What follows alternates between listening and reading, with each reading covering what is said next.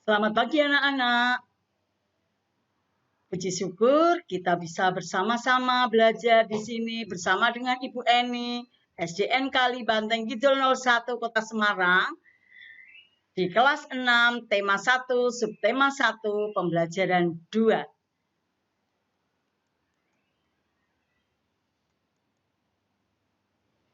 Adapun tujuan yang ingin dicapai yaitu 1, dapat menerapkan nilai moral Pancasila, sila keempat. Yang kedua, dapat membuat patung hewan. Yang ketiga, menyelesaikan operasi hitung. Nah, anak-anak, tentunya kalian bisa lihat di sini bagaimana ayam adalah unggas yang biasa dipelihara orang untuk diambil telurnya.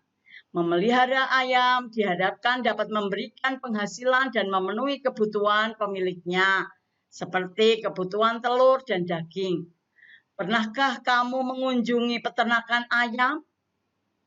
Nah, ayam potong dipelihara untuk dimanfaatkan dagingnya dan ayam petelur dipelihara agar telurnya dapat dimanfaatkan. Pernahkah kamu pergi ke peternakan ayam? Apa yang kamu rasakan saat berada di sana? Perhatikan teks di atas. Anak-anak, tentunya kalian bisa lihat dan bisa merasakan, bisa membau apa yang terjadi di peternakan tersebut. Seperti di peternakan teman kalian, yaitu Santi. Di sini, Santi sangat sedih karena ayahnya baru saja bercerita bahwa penduduk setempat mengeluhkan keberadaan peternakan ayamnya. Mereka tidak tahan dengan bau yang berasal dari peternakan ayamnya. Maka Santi bingung. Nah, peternakan ayam Santi adalah peternakan keluarga. Usaha dari peternakan dapat menghidupi keluarga dan membiayai seluruh sekolahnya. Santi memiliki peternakan ayam petelur. Secara teratur, ia mengirimkan telur ayamnya ke pasar untuk disimpan di salah satu toko di sana. Santi tidak mau peternakan ayamnya digusur. Ia akan berusaha agar penduduk mau menerima keberadaan peternakannya. Apapun yang terjadi, Santi akan membela keluarganya agar peternakannya tetap beroperasi. Nah, anak-anak, setelah kalian memperhatikan teks di atas, bagaimana sikap Santi? Apakah Santi sudah sesuai dengan pengamalan sila keempat? Nilai moral yang sudah dikembangkan di sila keempat? Belum, karena dia memaksakan kehendak agar peternakannya itu dapat diterima oleh penduduk sekitarnya. Nah, bagaimana caranya agar Santi bisa menerima dari apa yang sudah disampaikan, keluhan-keluhan yang disampaikan oleh penduduk sekitar peternakannya tersebut. Nah, di sini yang dilakukan adalah harus dimusyawarahkan terlebih dahulu. Ya, harus dimusyawarahkan terlebih dahulu. Nah, di sini dia tidak boleh memaksakan keinginan. Ya, contoh pelaksanaan sila keempat, yaitu tidak boleh memaksakan keinginan. Yang kedua, harus dilakukan dengan musyawarah. Ya, mereka harus bermusyawarah sesuai dengan apa yang diinginkan oleh penduduk di sana. Kemudian yang ketiga yaitu mengutamakan kepentingan orang banyak.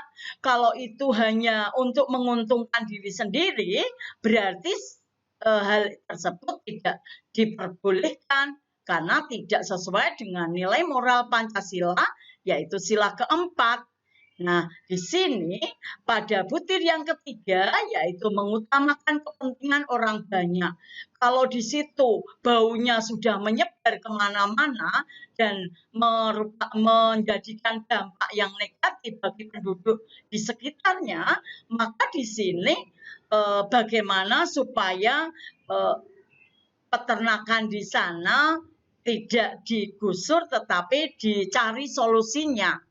Kemudian setelah dicari solusinya bisa berkembang, misalkan peternakannya tidak digusur, tapi di sini bisa tidak memberikan dampak negatif bagi daerah sekitarnya, maka dicari solusi yang terbaik untuk mereka bisa berkembang dan bisa orang banyak mau menerima keadaannya. Yang keempat, yaitu menjalankan keputusan yang telah disepakati bersama.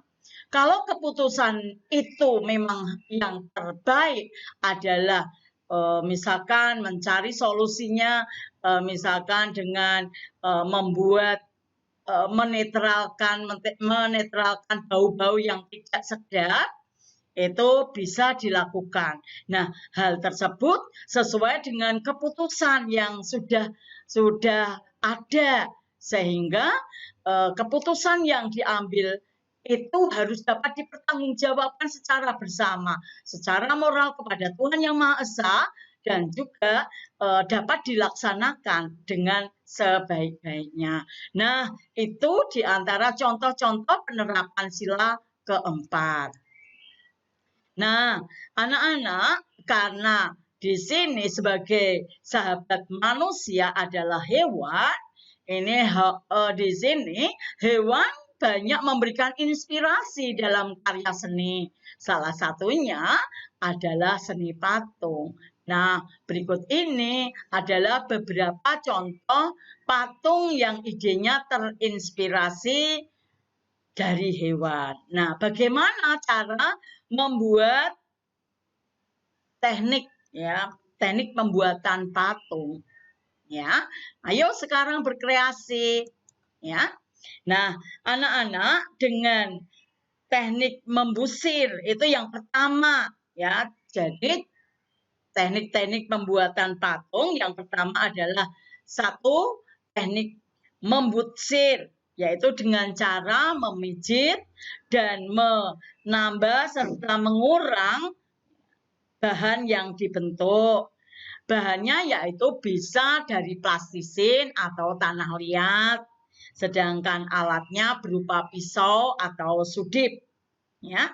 Yang kedua yaitu teknik memahat. Nah, di sini dengan teknik memahat yaitu mengurangi bahan dengan cara dipahat. Alatnya yaitu pahat dan palu. Nah, sedangkan bahannya bisa terbuat dari kayu atau batu. Di sini anak-anak, yang ketiga, teknik pembuatan patung yang ketiga yaitu dengan mencetak. Ya, mencetak itu ada dua teknik, yaitu teknik tuang dan cetak tekan. Ya, bahannya bisa terbuat dari semen atau gips.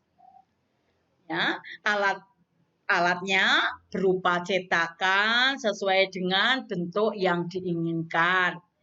Selanjutnya yaitu teknik pembuatan patung yang keempat, yaitu teknik konstruksi, yaitu dengan cara menyusun atau membangun bahan. Nah, membuat kerangka terlebih dahulu, lalu dilekatkan dengan menggunakan lem. Nah, alatnya berupa rangka bangunan atau meja putar, sedangkan bahannya bisa terbuat dari tanah liat ataupun plastisin. Nah, anak-anak, itulah teknik pembuatan patung yang perlu kalian ketahui. Tugas untuk kalian yaitu membuat patung, ya, dikumpulkan minggu depan. Anak-anak, untuk itu Karena di sini hewan banyak memberikan manfaat bagi manusia, yaitu berupa susu, merupakan produk hewan yang dihasilkan dari sapi. Telur yang dihasilkan ayam petelur dapat kita nikmati. Nah, anak-anak, Udin membantu ibu. Di dalam tas terdapat 2 botol kecil susu, masing-masing berharga Rp1.500. Kemudian Udin menemukan 2 kardus kecil telur masing-masing berharga Rp10.000. Nah, operasi hitung mana yang menunjukkan besarnya uang yang dibelanjakan ibu? Yang pertama, 2 kali Rp1.500 dikali 2 kali 10.000 atau 2 kali Rp1.500 ditambah 2 kali 10.000 atau 2 ditambah 2 di dalam kurung dikalikan dalam kurung 1.500 ditambah 10.000. Ya. Nah, anak-anak, tentunya kalian bisa lihat bagaimana cara pembuatan pengerjaan operasi hitung. Ibu akan ajarkan yang akan datang. Perlu kalian ingat bahwa langkah operasi hitung adalah yang pertama, selesaikan operasi yang ada di dalam kurung terlebih dahulu. Kemudian selesaikan perkalian dan pembagian.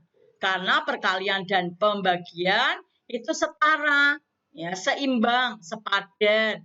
Yang ketiga adalah selesaikan penjumlahan dan pengurangan. Apabila di situ ada perkalian, pembagian, penjumlahan, dan pengurangan, yang kamu kerjakan adalah perkalian terlebih dahulu, kemudian pembagian, baru penjumlahan dan pengurangan. Ingat ya untuk langkahnya. Anak-anak, sampai di sini dulu pembelajaran Ibu kali ini. Semoga bermanfaat bagi kalian.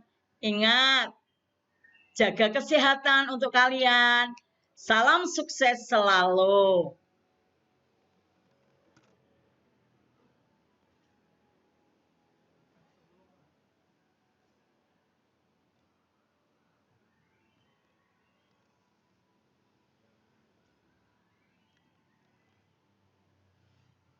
Benar, Adik?